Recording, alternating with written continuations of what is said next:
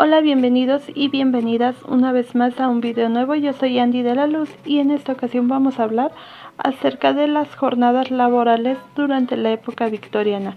No se diga más y acompáñame a ver este video. Comencemos.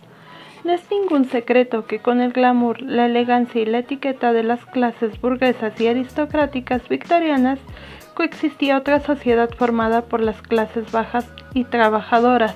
Dos mundos casi opuestos, pero tan necesitados uno del otro.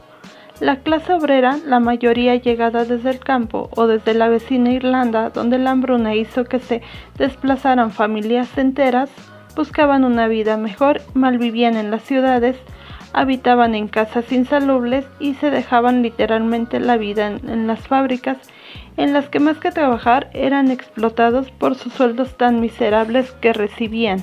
Los salarios eran tan mínimos y las jornadas inalcanzables, por no hablar de las deplorables condiciones laborales a las que estaban expuestos tanto hombres, mujeres y niños, ya que el trabajo infantil no solo estaba prohibido, sino que los niños eran mano de obra maleable y barata, y los padres no lo veían mal, que un salario más llegara a las empobrecidas familias. De hecho, en la época victoriana, la mano de obra infantil representaba el 25% de los trabajos activos en el Reino Unido. La edad en que un niño podía empezar a trabajar era a partir de los 4 años. Estos pequeños a esta edad dejaban su vida en las labores tan duras como el trabajo en las minas, pero no fue hasta el año 1833 cuando se prohibió que los menores de 9 años trabajaran en las fábricas y factorías textiles. Para el año 1842 se aprobó que los menores de 10 años no podían bajar al interior de las minas. En el año 1847 se consiguió un gran avance para esta época. Se prohibía que las mujeres y los niños trabajaran en cualquier labor más de 10 horas al día. Esta ley casi revolucionaria para los derechos de los trabajadores no siempre se cumplía y los dueños de las fábricas solían extorsionar a sus trabajadoras bajo amenaza de perder sus empleos. Aprovechándose de la necesidad, muchos empresarios ni siquiera le pagaban un salario a sus trabajadores, sino que les daban a los empleados una serie de bonos para que los gastaran en sus propias fábricas. De este modo, los obreros trabajaban para dejar el fruto de su trabajo en la misma fábrica que los explotaba. La enfermedad, la pobreza, el analfabetismo y el alcoholismo convivían en los barrios obreros. Los accidentes laborales por inhalación de productos tóxicos, por quemaduras o miembros seleccionados por las máquinas no estaban completados en ninguna ley. Y por supuesto no existían ni pensiones, ni ayudas gubernamentales, ni subsidios, no solo por desempleo, sino por accidentes de trabajo. Como curiosidad, la ley sí permitía multar y sancionar a los trabajadores por los motivos más mínimos, por ejemplo, silbar mientras realizaban sus tareas. El cartismo, movimiento nacido en 1838, emergió como crítica de la actitud de los políticos y las clases más pudientes hacia las clases más oprimidas. Sus reclamaciones llegaron hasta el Parlamento, y aunque el cartismo fue perdiendo fuerza hasta casi desaparecer en 1848, sus demandas prendieron en una población harta de ser explotada. Aún así, las ideas del cartismo calaron profundamente en la población y podemos decir que fueron el germen del nacimiento de los sindicatos de los obreros, que inicialmente fueron organizados en los sectores en los que había trabajadores considerados de la más alta cualificación: los mineros, los trabajadores del ferrocarril y los ingenieros. Estos sindicatos, cuya fecha de creación podemos situar en torno a 1850, informaban a los trabajadores de sus derechos y luchaban por unas condiciones de trabajo más dignas. A estos colectivos se les unieron los trabajadores de los puertos y las trabajadoras de las fábricas de fósforos. Esta gran demostración de la seriedad de sus peticiones y de la lucha a favor de la clase trabajadora iba a ser impecable. Fueron largas huelgas, en las que no sin esfuerzo consiguieron importantes mejoras laborales.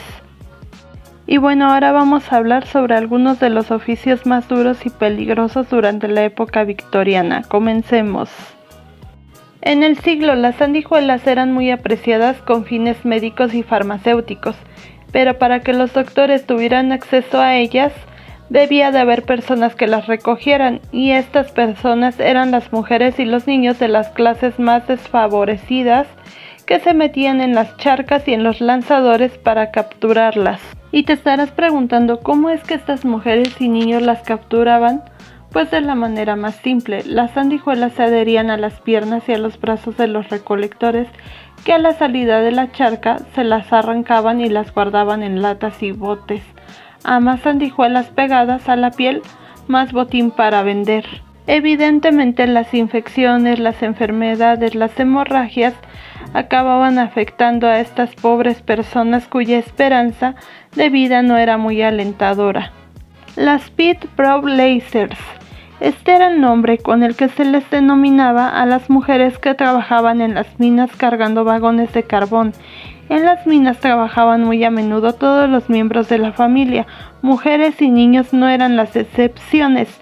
Las Pit Prop Lasers continuaron haciendo su trabajo hasta el año 1842, en el cual se prohibió que las mujeres y los niños bajaran a las galerías.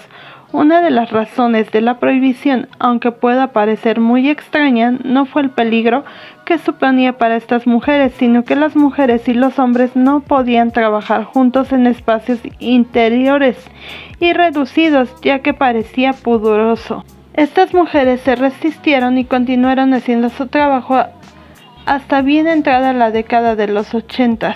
Uno de los peores oficios era el de los dosher, cuya ocupación era hurgar en las alcantarillas, en busca de cualquier cosa de un mínimo valor, desde pequeños objetos de metal, botas o zapatos viejos, hasta monedas, además de que se encargaban del mantenimiento del deficiente alcantarillado londinense. Para hacer su trabajo, los doshers caminaban horas y horas entre la basura de las alcantarillas, pero a veces las cosas se complicaban y morían de una enfermedad infecciosa que habían contraído, por ejemplo, la mordedura de una rata, ahogados por las aguas subterráneas, o si quedaban atrapados en alguno de los túneles devorados por las ratas. Ser dosher era un trabajo muy peligroso. Aún así, los dosher eran grupos de hombres rudos y muy respetados entre su gente, e increíblemente bien pagados por los contratistas. Los muglark. La labor de estos trabajadores era hurgar en el barro y el lodo, que se posaba en las orillas del Támesis. Su misión consistía en retirar el barro de las zonas que el Támesis invadía. Este trabajo muy peligroso era desempeñado principalmente por los niños. Los chimney sweepers eran la pequeña construcción de los niños hacia que fueran los desollinadores chimney sweepers perfectos, ya que podían introducirse y trepar por las chimeneas con más facilidad que un adulto, pero era común que los pequeños quedaran atrapados muriendo ahogados por el hollín. Si no era así, el hollín que iba llenando sus pulmones les provocaría una muerte dolorosa en pocos años. Estos niños, además de mal pagados, eran maltratados con palizas o se les pinchaba con objetos afilados para que siguieran trabajando o metiendo su cabeza en los calderos de agua helada. Era común que se quedaran dormidos por el cansancio. Las seamstresses. Los vestidos de las damas victorianas de principios del siglo XIX se hacían en pequeños talleres de costura o estaban hechos por modistas que no solo cosían, sino que diseñaban los modelos que posteriormente se lucían en los mejores salones londinenses. Pero la aparición de las empresas textiles y la irrupción de las casas de diseño, diseñadores de renombre y los grandes almacenes hicieron de la moda un producto de consumo masivo y un bien más accesible para todas las mujeres. Esto hizo que el oficio de la costurera fuera uno de los más demandados, aunque estas trabajadoras fueran explotadas, mal pagadas con jornadas interminables que abarcaban los 7 días de la semana y con un maravilloso trabajo artesanal apenas reconocido. Familias enteras, incluyendo niños y ancianos, trabajaban en los talleres o en sus propios hogares, casi sin descanso. Todos tenían sus tareas: coser, calcetar, enganchillar. Las jornadas de trabajo eran interminables y los salarios eran muy escasos. Las maravillas que hacían con sus agujas estaban muy lejos de la recompensa que hacían por su trabajo. Los Ratcatchers. En un Londres infestado por las ratas, los cazadores de las ratas tenían su trabajo muy asegurado, en una época donde no había exterminadores de plagas ni raticidas. Estos cazadores eran trabajadores muy valorados. Su método era el siguiente: utilizar un perro o un hurón para capturar a las ratas vivas. Los Ratcatchers necesitaban a las ratas vivas para sacarle un sobresueldo con las apuestas ilegales de los Ratters, personajes del submundo victoriano, que organizaban partidas ilegales de perros y ratas, cuyo objetivo consistía en ver cuántas ratas era capaz de cazar el perro, o si las ratas lo devoraban a él, antes de que las hubiese cazado todas. Lo cual nos hace pensar algo muy chistoso: ¿quién era realmente la rata, si los animales o los Ratters? Uno de los Ratcatchers más famosos fue Jack Black, el cazador personal de la reina Victoria, en cuya residencia las ratas campaban a sus anchas. El método de Jack era cazarlas en una gran jaula, dejarlas sin comida y esperar a que se comieran unas a otras. Las Match Girls eran muchas mujeres y niñas que trabajaban en fábricas de cerillas. El artículo de Annie Besant, La política socialista inglesa, en la que describía las condiciones infrahumanas de casi la esclavitud en la que vivían estas niñas y la grave enfermedad que contraían en las fábricas a causa de los productos químicos con los que trabajaban. La denuncia de Annie de la explotación que sufrían las cerilleras y las posteriores represalias de las empresas despidiendo a trabajadoras condujeron a una de las mayores huelgas y manifestaciones de protesta accedidas durante la época victoriana. Para el año 1888, las cerilleras se declararon en huelga reclamando sus derechos laborales y denunciando así las condiciones de casi esclavitud en las que trabajaban estas mujeres en las fábricas de las cerillas, jornadas inalcanzables, sueldos muy míseros y condiciones insalubres. Los Pillers and Bobbies. El crimen de los robos y la violencia estaban tan presentes en la época victoriana que en 1829 el señor Robert Peel creó un cuerpo especial de la policía metropolitana conocido como los Pillers o Bobbies, debido al nombre de su creador. No demasiado populares en un primer momento, este cuerpo de policía fue creándose una reputación de respetabilidad por su trabajo preventivo y no abusivo. Estos policías se jugaban la vida a diario y resolvían desde trifulcas familiares a auténticas batallas campales en los barrios más deprimidos, además de asesinatos y robos. Estos policías llevaban uniformes especiales donde lo más característico de su atuendo eran sus peculiares sombreros, en un primer momento estilo chimenea y después fueron sustituidos por el casco custodio, alto y redondeado por su parte superior. Especial relevancia tuvo la policía de Whitechapel, que además de tener que patrullar por un barrio extremadamente conflictivo, se las tuvo que ver con el famoso Jack el Destripador. Algo curioso de los Bobbies es que tenían estrictamente prohibido beber alcohol, algo que en una época en la que el alcohol era tan común como el agua, trajo problemas graves e incluso expulsiones a muchos miembros de este colectivo. Bueno chicos, espero les haya gustado este video informativo y si quieren algún tema en especial, déjenmelo en los comentarios.